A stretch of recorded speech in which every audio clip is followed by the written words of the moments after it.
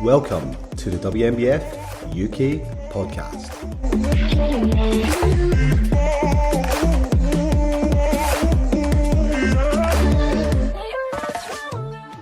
Hello and welcome back to the WNBF UK Podcast with me, Sarah Glanville, as your host. Today we are speaking to WNBF Fitbody Pro and 2022 Fitbody Supernaturals champion, Kim Valente. Kim, it's so lovely to have you here today. How are you? I'm feeling great, Sarah. It's lovely to see you again, as always. Yeah, it's always lovely to see you. I feel like you've actually been a bit of a constant at a lot of my shows last year, Kim, and it was always just so great to see your smile backstage and brighten up a room. Oh, thank you. Yeah. So to get us started today, could you talk to us about your journey into bodybuilding? I know we've spoke a little bit about it before, but just for all our listeners. Yes, well, it all started back in about March 2020, pre-pandemic. I was actually due to compete with the British Masters Great Britain team at the European Masters Athletic Championships in Portugal. And 2 weeks prior to that championship, everything got cancelled as a result of the pandemic. Yeah. So nobody knew what was going to happen, whether or not we were going to compete soon or if we were going to compete. So fast forward, everyone was at home without stay-at-home restrictions. And I just needed a new challenge. I needed to refocus. Training wasn't going to be what it was prior. And I knew that in order for me to sort of get that incentive to want to train, want to get back on the track, even want to have that motivation, like I always did with athletics, I needed something new. So one day I was online, and I'm sure many people were online in the restrictions. And I came across this article on female bodybuilding. And I thought, wow, that's interesting. I could just envisage myself on stage doing that as well. So I did some research and I watched a lot of YouTube videos through the pandemic. And I thought, you know what, as soon as the restrictions are lifted, I am going to find me a coach. And it started from there. So in August 2021, I started training and I loved it. I loved everything about it. It was all about, lifting and, things that were quite familiar with to me. And the only thing that I wasn't familiar with was the posing. Yeah. And another thing I wasn't familiar with, thoroughly familiar with, was nutrition, which was very different from what I have been doing before. So fast forward 6 months after the first training session, I entered my first bodybuilding competition. And that went extremely well. That was with the NPA, where I won my class in trained figure and then the overalls in my very first competition. So that was quite exciting. And that followed on with 3 or 4 other competitions. And I did the first times at the WNBF. And that was absolutely amazing. And then I got the invite to the Supernaturals, in which that I won the Fitbody category and my pro card, and also an invite to the World Champs later that year. So it has been an extremely exciting first year in bodybuilding for me, and has given me the incentive to just go forward and pursue a lot more. Yeah. I mean, incredible first season, just so much success, but I think it's clearly testament to all of the athletic endeavours that you'd had prior to stepping into the bodybuilding world. You mentioned your track and field, you clearly compete at a very high level there.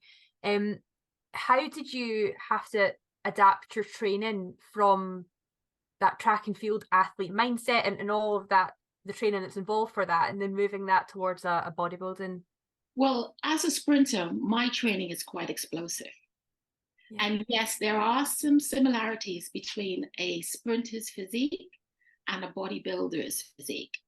However, where it differs is that with sprinters, we train to be fast, we train for agility, and we train for speed and power, okay? Compare that to a bodybuilder. A bodybuilder they use their muscles for isolation. So it's all about building muscles, but maintaining or achieving a balanced physique. Sprinters, we're all about using multiple muscle groups all at once. And so you're using all of your muscle groups on the track. You cannot work muscles in isolation on the track. So this is where the difference is. And obviously, as a bodybuilder, you have to consider other factors as well. Coming up into competition, you need to keep in mind that no, I can't do as much cardiovascular as I would want to. It's all about lifting heavy, maintaining that muscularity. With sprinters, you keep going. You need to be training on the track. You need to make sure that you're getting all of your speed sessions in. And when you bodybuild, you need to take that back a bit. All right. So yes. So the difference really is you're working the muscles in isolation. As a bodybuilder and as a sprinter, you're focusing on speed. You need to be able to run fast. You need to be able to have power, to apply force to the ground. Agility is so important. So have you focused solely on bodybuilding for a little while, or did you do both your training styles at the same time? Well, I started to do both, and I thought I can do this. I've known of athletes that have, but I felt that in order for me to put the right amount of focus and amount of time and the amount of effort that it requires for me to be successful, I need to just focus on one at a time. Yeah. And I think I made the right decision. Because when it required me to be on the track, I needed to peel it back down to do my bodybuilding training. Yes, we do have we're very muscular, both bodybuilders and sprinters. But the training that requires for both of us is quite different. Yeah. And then you have nutrition plays a very important part in that. You need to be able to fuel the body to perform better. As you know, when you're on prep, you're in a calorie deficit, and if you don't have enough fuel in your body, then you're fatigued, you're losing energy, and you're practically just really hanging on until that competition comes in. I cannot be that way while I'm sprinting. Sprinting is a very intense, energetic sport. I need to have all the energy that I can. So this is where the differences come in, and this is where it becomes very challenging to do both at the same time. And another factor is, you're building muscles as a bodybuilder. You don't want to be too bulky as a sprinter running down that track, carrying all that extra weight, all those calories in order to run fast, and that kind of hinders your performance a little. So yes. So those are definitely a few of the challenges. Yeah, I can imagine. So you've done an athletics competition since Worlds. I think I remember you finished Worlds and you did an athletics competition, didn't you? Well, I was training to do an athletics competition later that year. However, I got an ankle injury unexpected, which kind of hindered that. So I had to peel it back a little bit. And it was going well up until that point, but injuries can happen at any time. Yeah. Yeah, it was unfortunate. And I'm not only am I a sprinter, I'm a long jumper. So me applying the force on that foot really aggravated the issue. And I thought, to be sensible, let me peel it back a bit.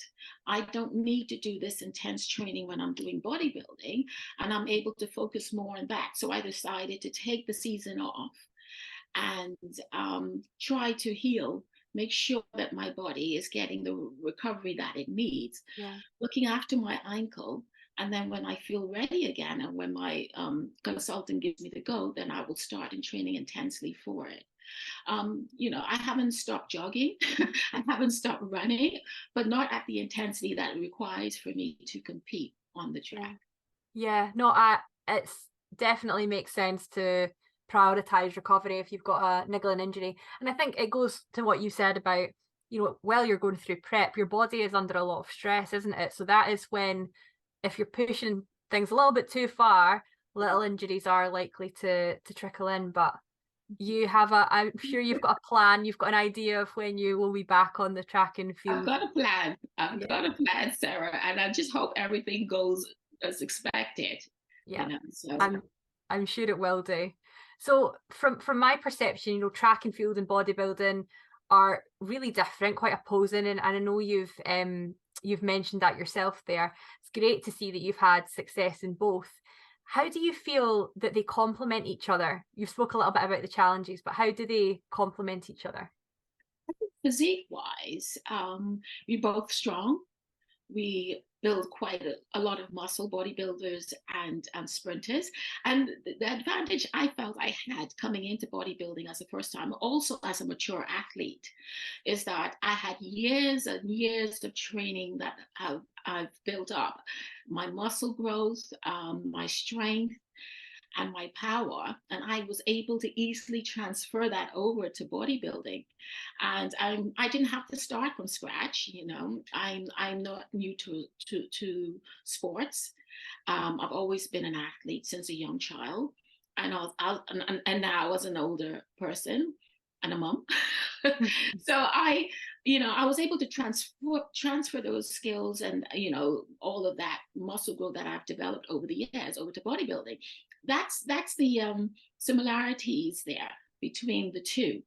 And also, as a personal trainer, knowledge that I have about training has helped quite a bit. Yes, bodybuilding was new to me, but working out, making sure I get the right program that's suitable for my physique and for my growth isn't new for me. So yes, and physique-wise, I was more dominant in my lower body as a sprinter, and I knew I needed that balance. And bodybuilding is all about giving symmetry, isn't it? You want to achieve a balanced physique. I needed to do that. And so my focus was just to build my upper body equally to my lower body. And I've been able to achieve that over the last 2 or 3 years as I've been training for bodybuilding. And because I've always had smaller upper body, and because I didn't really need to focus on lifting heavy in the gym in order to run faster, I just needed to run fast. And so it was all about agility and speed for me then. But yeah, luckily I was able to do that in the time frame that was required for me to get on stage. I wasn't at my best, obviously, at my first competition, but as the months went on to from March, I think was May, sorry, up until November, I was in the best shape of my life at the World Championships, WNBF World Championships. So yeah, those are the similarities between the two. Yeah, for sure. I can see, especially with female athletes, it takes us a lot longer to develop impressive musculature compared to male competitors, and you can see that in more mature female athletes, just the muscle maturity and the density. And because of all the work that you've done in your different sports through your life, you came onto stage as a first timer but carrying a lot of mature muscle mass, and you were able to go on and have a lot of success. And I can see why sprinting in particular has lent itself to you developing that physique. Do you feel it helped you at all with your competitive mindset? Because you've obviously been very competitive in sports throughout your life. Do you feel that helped you manage your expectations during competition, or helped push you further forward? Yes, I absolutely. By no means. It was an absolute advantage for me. I've always been a competitive person since I was a child. And I just remember when I was 5 years old in my first sports meet at school, I was raring and ready to go. And I was determined to win that race. And I did. And so that carried on, that competitive spirit. But not only as a track and field athlete, I was always involved in other things as well. I'm a trained dancer. Yeah. And I won the Miss Talented Team Bahamas competition and was sent over for an international, to represent the Bahamas in the international competition. And I also was a former Miss Black Teenage World. So competitions in all aspects, whether it was dance, track and field, and now bodybuilding, has always been part and parcel of who I am. And I think if you're going to grow as an individual, and you have that mindset to enter a competition, you want to enter that competition to win. You want to do everything you can to be competitive. And not everybody can win. But when you step on that stage and you're lined up against other athletes who want to achieve the same goal, you want to know that you deserve a place on that stage. And you have to go in with that mindset. And win or lose, that's the mindset you must carry on. And you can't be disappointed if you don't win, because you know that you've worked hard and you've done everything that you can possibly do to bring a better version of yourself. And that's the key thing we need to take away from this. I need to be a better version of myself each time I represent myself on stage, or each time I represent myself on the track. And that will really take care of any disappointments that you think or that may happen afterwards. And that's the mindset you need to go with. So yes, it takes experience, it takes time, it takes, failures, it takes successes. But once you know who you are and what you can do and what you've done to get to that journey, that's all that really matters. I love that. That was perfect. Really, really amazing to see your attitude and your mindset towards competitive sport. And it's a testament to why you continue to level up and you've been able to transition into different sports, is because, you're just always after the pursuit of improving yourself, which is the only way that we ever get better, isn't it? If you're just focused on what you're doing and focused on what you can do to become better.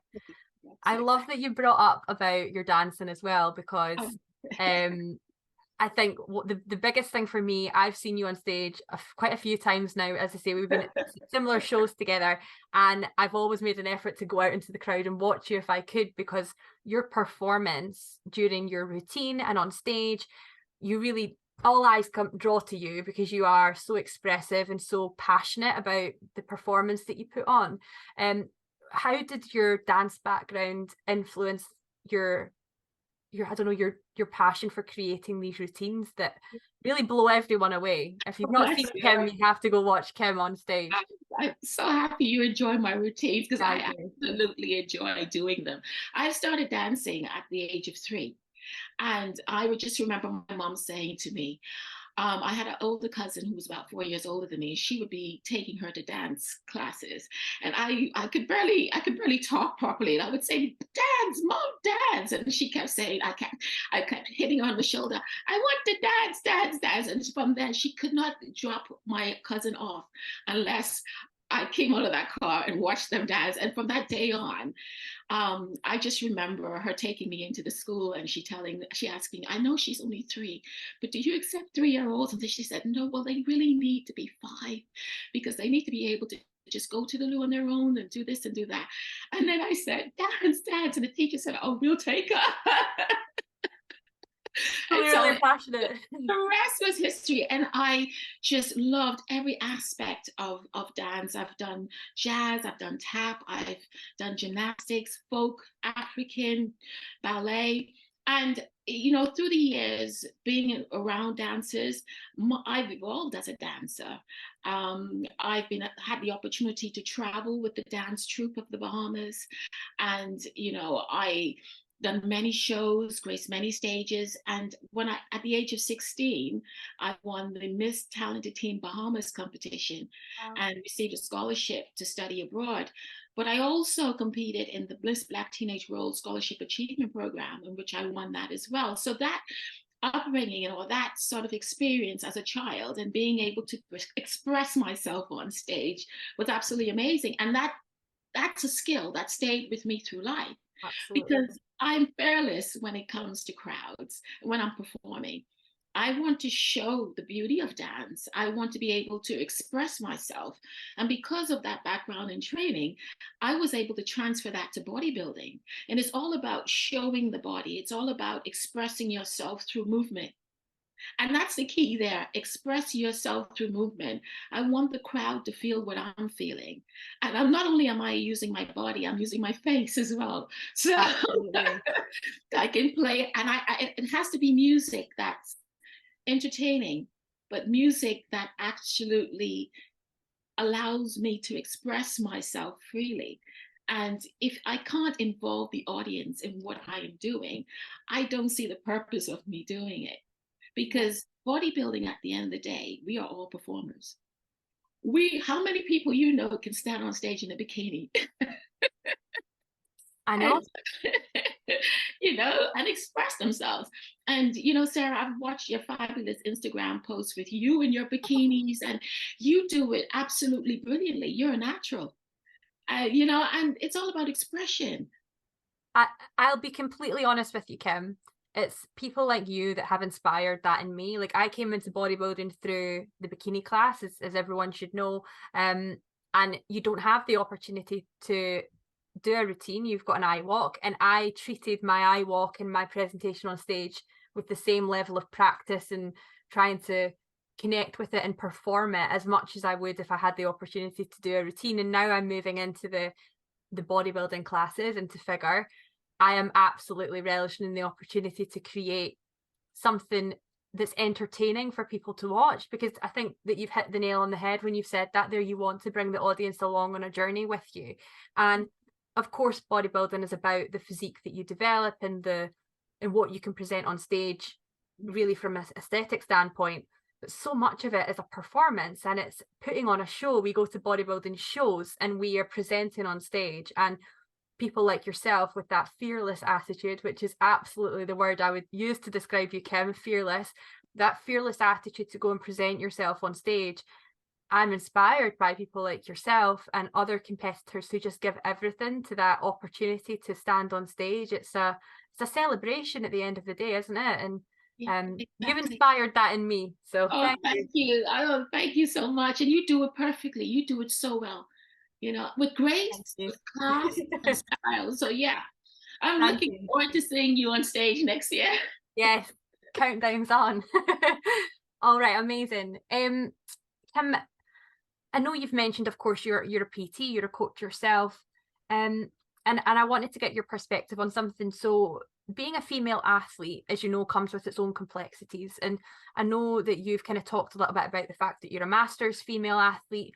And you mentioned to me previously that you've experienced the menopause, and I was really interested to hear your perception as an athlete and as a coach on how this affects female masters competitors as they go through prep or as they're training for high level sport. Yeah, well, menopause is inevitable. We as women, we go through so much. We have periods as young girls, give birth. Some of us have complications, some of us don't. We then have perimenopause, post-menopause. Our bodies go through a lot. Yeah.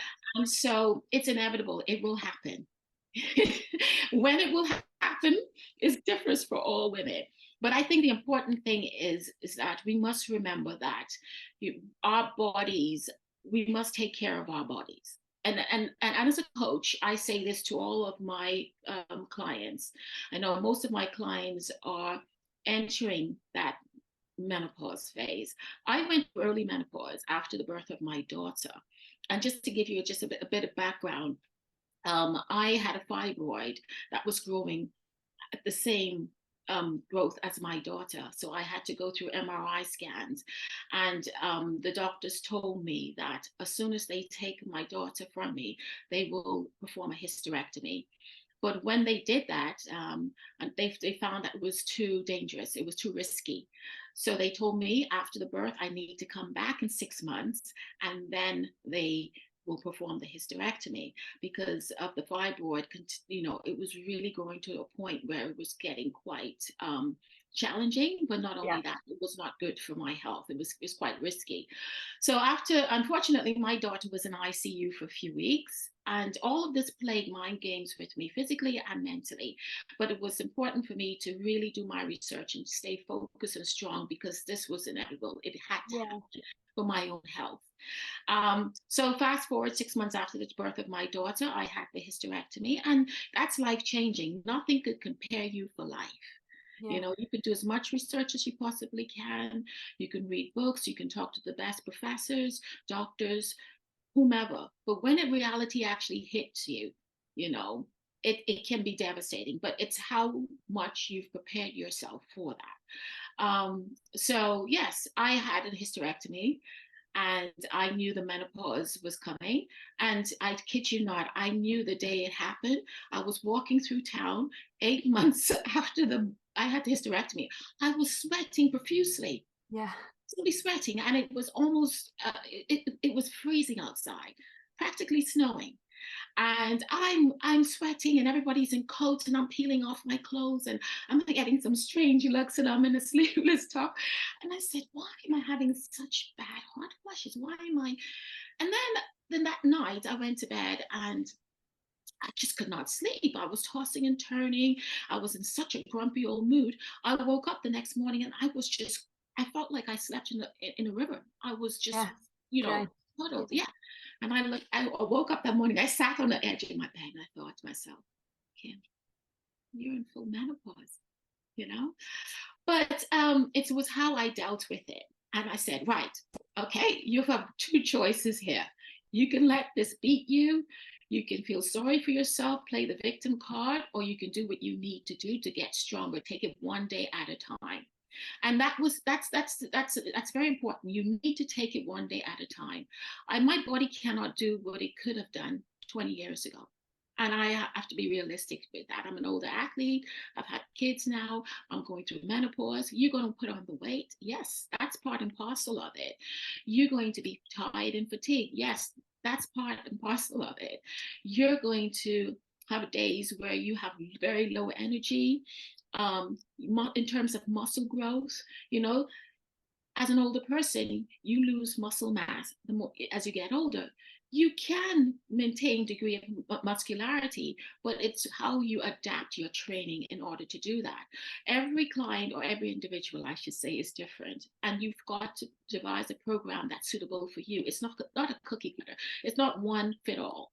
You know, that's why it's very important that I get to know my clients. I get to know their history. I get to know what they can do. I get to know what program fits around their lifestyle, because that's another thing. It has to really, really be realistic. We need to know that, yes, this is a program I can follow if I'm not in the hands of my coach, or this is a program I can follow that it realistically fits around my lifestyle. So yes, just to bring it back all together, you can fight the symptoms of menopause, but you must do it sensibly. You cannot rush the process. You need to exercise. You need to have a balanced diet. You need to really take care of your body in terms of rest and recovery. Your body will go through changes, and we will all experience this. And some do early, and some do later. But there are ways now, starting now, if you haven't started, to prepare yourself. So when that time comes, you look back. I had this conversation. I knew about this, but you know what? I'm ready. Yeah, I'm ready. It's going to happen. And at every stage in our lives, we get ready for pregnancy. Nobody can prepare you until that actually hits, but you know exactly what is to be expected, roughly. Be prepared. Your parents prepare you for your periods. yeah. So we're preparing you to get ready for the menopause. Yeah.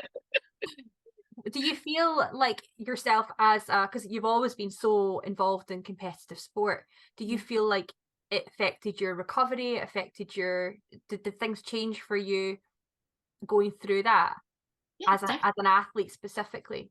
Yes, absolutely. I mean, I've noticed the weight gain, especially around my midsection, my legs. I've noticed that. And being an athlete all my life, I knew how my body, and a dancer, I knew how my body, I know exactly what my body was capable of doing. I knew what I needed to do to get in the physique and the best shape of my life. But my body wasn't responding the same way when I was going through menopause. And I just needed to pay more attention to my nutrition, which was key. And I noticed when I made some adaptations to my nutrition, things started happening differently. My body started changing, responding well to my workouts. So yes, I made changes once I hit menopause. I made those changes in order for my body to sort of recover properly. in order for my body to sort of respond to the training that I was going through. And recovery is very important. I could not go fast and furious like I would have done prior, because I would train 7 days a week, maybe one active recovery day, and my body was fine with that.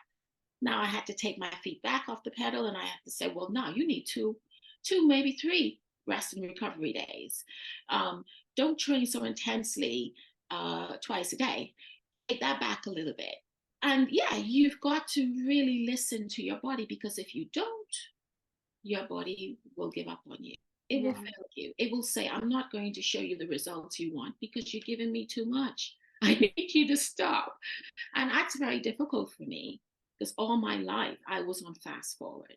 Yeah. So rest and recovery, and I anyone that knows me well will tell you, Kim does not want to rest. She wants to be in that gym pounding those machines. She wants to run on that track every single day. And it's not about, you know, there's a saying, slow and surely is the fastest way to get to where you're going. That's hard. That's easier said than done for most. But I've learned that that's the best thing, especially me as an older athlete. Yeah. No, I think that's such an invaluable sort of takeaway there, is that, you know, as your body changes, as a female athlete, as your body changes, you have to kind of recenter how you approach everything. Because I think we get on so well, Kim, because I'm like you, it's always 100 miles an hour. And for me, I think thinking to the future about how I'll have to change how I operate, it is a big thing to think about, right? Well, I like continuously being busy, continuously feeling like you're doing 100 things to move yourself forward, and realizing that your body maybe just isn't capable of that anymore, but you can still make progress. But in order to make progress, you have to sometimes pause and reset and then move forward. This is true. What advice would you have for other masters female athletes, or female athletes looking forward to the future and planning for that period of time? Do your research, go for it. Don't give up. You know, the beauty of bodybuilding and most sports is that it's inclusive now. You know, whether you're 20, whether you're 18, whether you're 40, or whether you're 60, they say, come along. If you want to do it, we'll have you on stage. So this is a welcome to go on and challenge yourself. Now that you're an older athlete, you know, you don't have, a lot of us don't have those restrictions like we did, you know, when we were probably a little bit younger, or we have a lot of time on our hands. I think you have just to remember, listen to your body. Do the necessary training that is appropriate for you. Eat properly. Go after it. Don't be afraid to challenge yourself. Test the boundaries, you know, and have fun.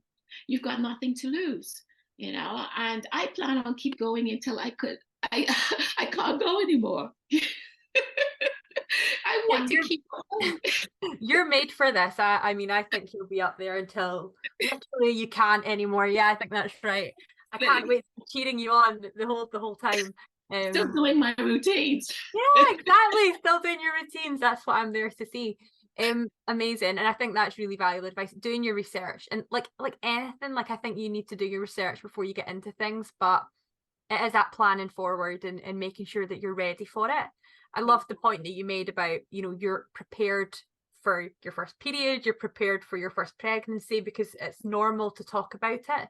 And I think we just need to bring menopause and that period of women's lives into the conversation and become more prepared for it. Yes, exactly. You hit the nail right on the head. Perfect. So alongside your competitive sports, you're a coach and a mother. So how do you balance everything that you need to do, especially when prep's involved and energy is quite low? Well, the good thing is, what I like to do is involve the people that I'm working with.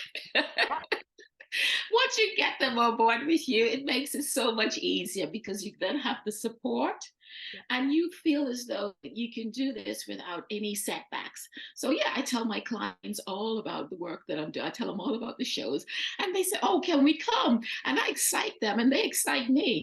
And I tell my kids, let's go, let's do this together, come and train with me. And my son, he's always rooting me on. He's going, Mommy, he says, Mommy, my friends told me, they said, how did your mommy get all those muscles in her body?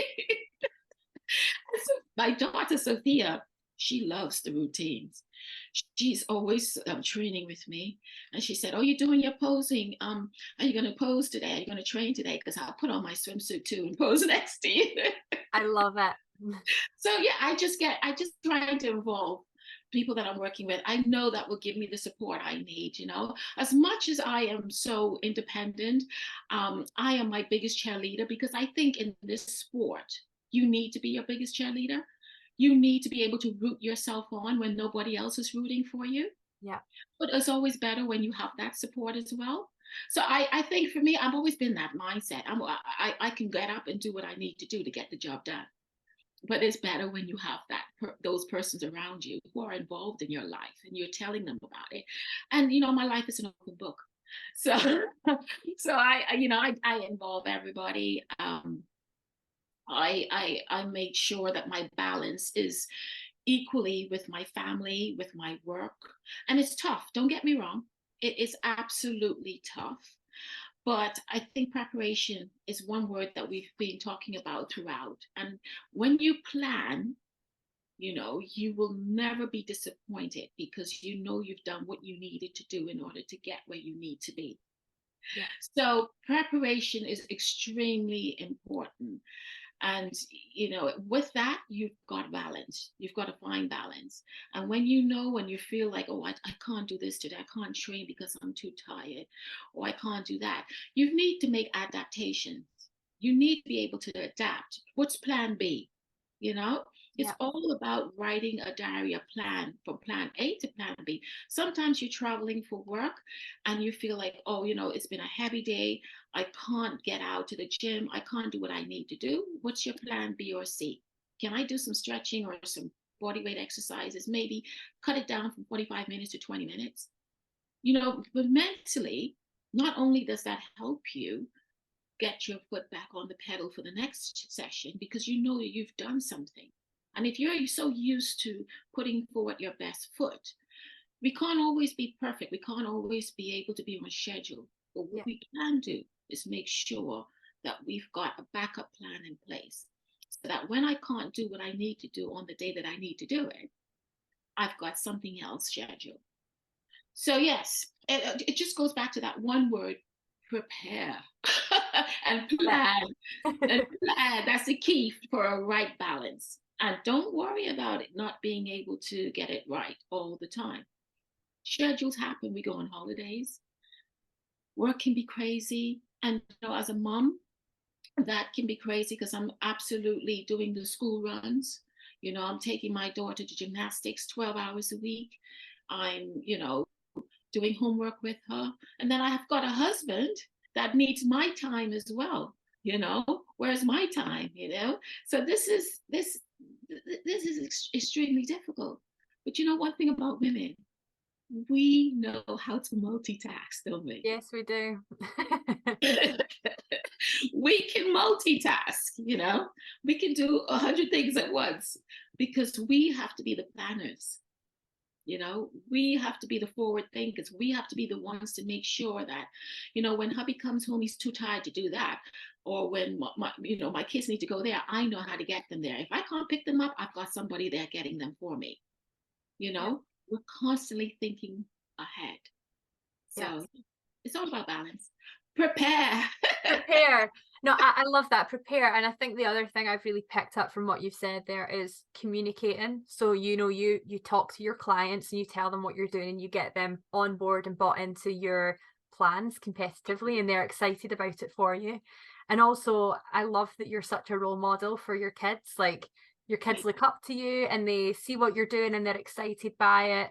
And that makes, you can do your thing, you can do the time that's for you and your training, and they're involved in it, and it's, you're keeping them busy whilst you're still achieving the things that you want to achieve. I just absolutely love including everybody and everything. And I'm sure that's why you're as successful as you are, because like you say, you're your own cheerleader, but you do have that support from the people around you, which just facilitates making it easier for you to achieve what you want to achieve. Exactly. So let's take it back a second. You joined our drug testing team at First Timers. You had some great feedback actually from everyone that you helped backstage. How was that experience for you, stepping into a different role?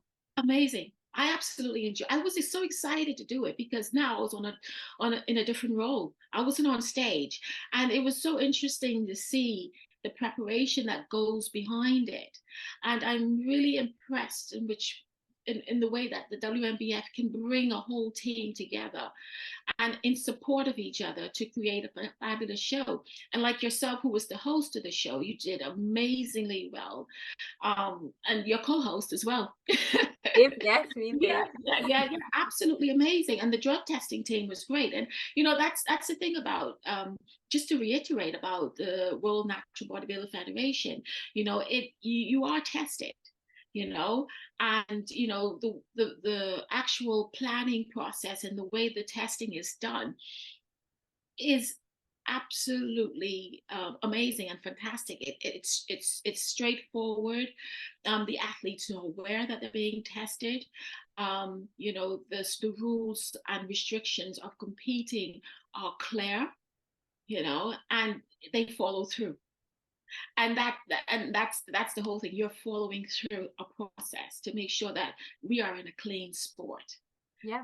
And fairness for all. But the whole planning and the preparation of the actual event was amazing. I met so many new faces, but it was so nice to see all the familiar ones from who were on our team GB at the WNBF at the World Champs. So it was great to rekindle those friendships, but also get to learn a lot more about what goes behind planning and bringing on a fantastic show. You have the merchandise, you have the drug testing, you have the co-host team, you have the lighting, you have the runners who making sure that all of the athletes were where they needed to be when they had to be. Everybody pulled together, and the fantastic judges, who were most of them were world champions themselves. So yes, I absolutely enjoyed it, and I would do it again 100%. And I'm so thankful for being asked to help, and Are you coming to Supernaturals? That's my plan. Good. I'm excited. That's my plan. I plan to be there, and it will be so exciting to see the athletes, just to be able to watch the show at ease and not be, on stage this year. I can sit back and enjoy the show and watch the whole thing from start to finish as well. So it's it will be absolutely amazing to be again amongst everyone and the atmosphere and the build up to it, and amazing. I'm tempted to go on stage and do my routine though. Oh well, I mean, I think that they would have you if you were offering. No, you're it's amazing to be a part of. I love just how inclusive the federation feels. You mentioned inclusivity before about how the opportunity to stand on stage is there for anyone, but that's what I love about WNBF UK is that inclusive feeling where you feel like you're part of it, even if you're not competing this year on stage this year. The opportunity for you to be a part of it is still there. Exactly. So that brings us nicely on to my final question. What is next for you competitively? You mentioned a plan. What is it? So what I'd love to do is get back on the track. Yes. I'm starting my winter training now to get back onto the track. My plan is to compete in the indoor championships in 2024, and they start officially in December, but January I hope to start competing in the indoor championships. So I'll be doing the long jump and the 60-meter sprints and the 200 meters indoor. And then if that goes well, and hopefully I will prepare for the outdoor season. However, that just goes to say I'm going to test my boundaries because I plan to be on stage and bodybuilding next year as well. Amazing. So the plan is to work the first half of the season in athletics really intensely and go after the indoors, and then put my feet on the pedal for the bodybuilding season, and hopefully start that in June all the way back down to November. So that's my plan. That sounds like an amazing plan. Just out of curiosity, Kim, what is it you're working on? Thinking with your bodybuilding head on, what is it that you would be working on to bring for next time? What does better look like for you? Better looks like sharper glutes. Yeah. More defined hamstrings, a bigger back. We love big backs on stage. Love big back. A bigger back, and I'm bringing in my condition a little bit more. So working a little bit harder on my condition and my core. As you know, having 2 children, the core can be a little bit loose. But these are the areas that I'm working on. I'm quite happy with my shoulders building up now. It's been getting stronger. My arms, it's really coming. But there's a little more that I can do in order to bring that shape out and then bring that condition in. So conditioning is key. Working on those glutes, those hamstrings, and the back and the core. So yes. Yeah. Well, yeah. I mean, I think that it sounds like you've got a really solid plan. Enjoy your, athletics season, end of this year, coming into the beginning of next year, and then if it's conditioning is the largest focus for you, just with slight adaptations to size on your back and conditioning on your legs. Like, I think you've got a really good plan for still having a really successful bodybuilding season at the end of an athletic season at the beginning of the year, which is exciting. Thank you. I will keep you posted on it. I'm sure I want to be kept posted on. Yeah, and I say it, you're one of my favorite people to watch on stage. So I need to know what your UK shows are if you're doing any, and I'll tell you. I'll let you know. Yes, amazing. Kim, thank you so much for talking with me today. Before we finish, is there anything else you wanted to mention before? Thank you, WNBF, for the opportunity to grace your stage. That's one thing I would say. I've had an amazing experience. I'm working with the WNBF, and I've established a good working relationship with them. So I'm absolutely thankful for that, but also for all the amazing athletes I've met. And then, just to say that going back to women in bodybuilding and mature athletes, just to don't give up, just keep going. We can do it. We're mothers, some of us are going through menopause, we have full-time jobs, but we can do it, and it's all about testing the boundaries, bringing a better version of yourself, but doing it one day at a time. Take your time and do it. You can do it, but take your time and do it. But yeah. So those are just a few things I wanted to reiterate. Thank you so much for saying that, Kim. And for anyone looking for a role model to follow, I think that they should be following you, Kim, and looking up to what you're doing, because you're definitely flying the flag and showing the way for anyone who's in those shoes or just looking for someone inspirational to follow, I think. Well, thank you, Sarah. It's been absolutely a pleasure. Thank you so much. You're welcome. And thank you everyone for listening along at home as well. We're going to be back in a few weeks' time with episode 17 of the WNBF UK podcast. Until then, you can enjoy any of our previous episodes on Spotify or YouTube. Have a great few weeks, everyone. This has been the WNBF UK podcast. Check out CNP, our sponsors, and sign up for our events at WNBFUK.com.